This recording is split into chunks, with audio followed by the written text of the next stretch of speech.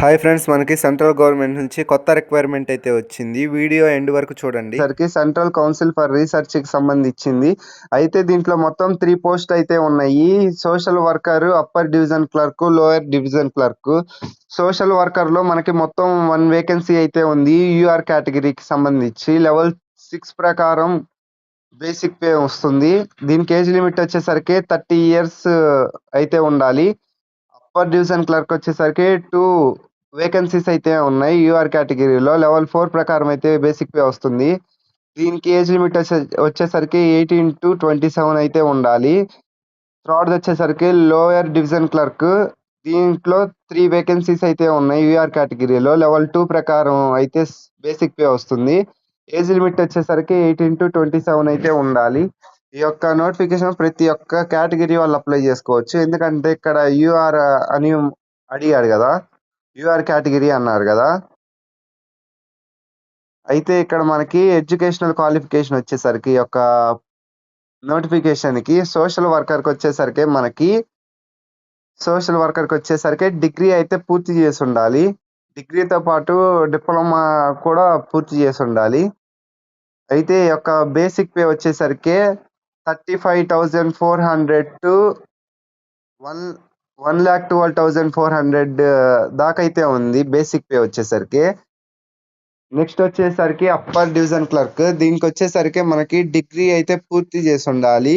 3 years experience ఉండాలి public సెక్టార్లో కానీ ఏదైనా ఇన్స్టిట్యూట్లో కానీ.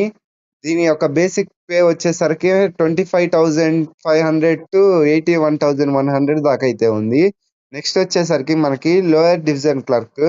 దీంట్లో వచ్చేసరికి మనకి 12th క్లాస్ అయితే పూర్తి చేసి ఉండాలి. దీని యొక్క టైపింగ్ స్పీడ్ వచ్చేసరికి మనకి 35 words per minute అయితే ఉండాలి. దీనికి ఇదొక హిందీలో అయితే 30 words per minute అయితే టైప్ చేయాలి. ఈ యొక్క నోటిఫికేషన్ ఏజ్ లిమిట్ వచ్చేసరికి 18 to 27 అయితే ఉండాలి.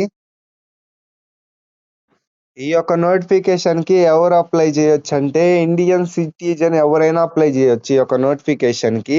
ఈ యొక్క నోటిఫికేషన్ మనం అప్లై చేయడానికి ఆఫ్లైన్ విధానంలో అప్లై చేయాలి. ఈ యొక్క నోటిఫికేషన్ కి షార్ట్ లిస్ట్ అయిన వాళ్ళకి ఎగ్జామ్ అయితే కండక్ట్ చేసి మెరిట్ లిస్ట్ తీసి వాళ్ళకైతే జాబ్ అయితే ఇస్తారు.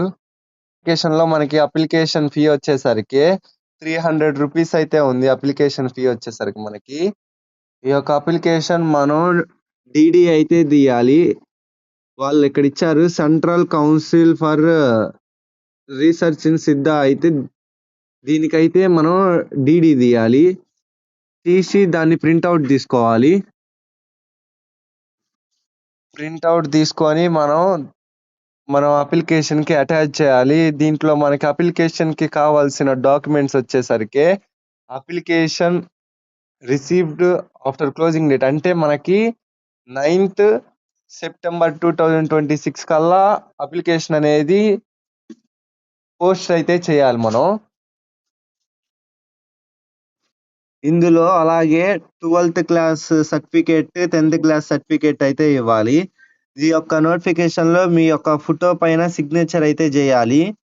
ఈ అప్లికేషన్ అనేది మనం ఈమెయిల్ ద్వారా సెండ్ చేయాలి వాళ్ళకి. మనకి లాస్ట్ డేట్ అయితే 9th September 2026 అయితే ఇచ్చారు. మొత్తం మనకి 60 days దాకా అయితే ఉంది ఇంకా. అయితే ఈ యొక్క నోటిఫికేషన్ కి మనకి అప్లై చేసుకోవడానికి వాళ్ళే అప్లికేషన్ ఫామ్ అయితే ఇచ్చారు. ఇక్కడ సోషల్ వర్కర్ కి, అప్పర్ డివిజన్ క్లర్క్ కి, లోయర్ డివిజన్ క్లర్క్ కి వాళ్ళే వెబ్సైట్ లో అయితే అప్లికేషన్ ఫామ్ అయితే ఇచ్చారు. ఏమన్నా డౌట్స్ ఉంటే కామెంట్ చేయండి. Thank you. Subscribe my channel.